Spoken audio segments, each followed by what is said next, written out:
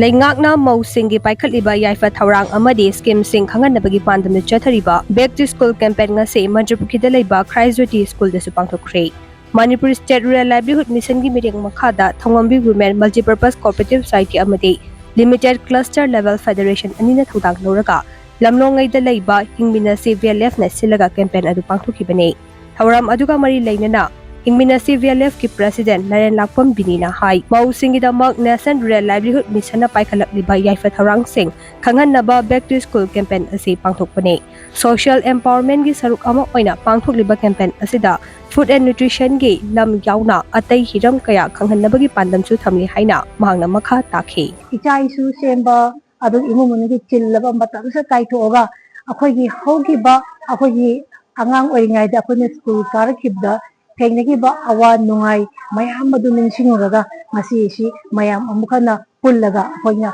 haugiba akoina thengnaiba awa nungai singeduwi amukana ningsingbani haibasi bathamduni class levels da akoi gender nupi singiba nupi singi thengnaiba awaba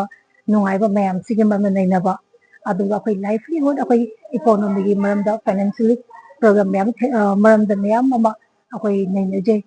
component mari ne adu enis dang haidani toina chathabase adu pamde kaigino aide akoi mama oibi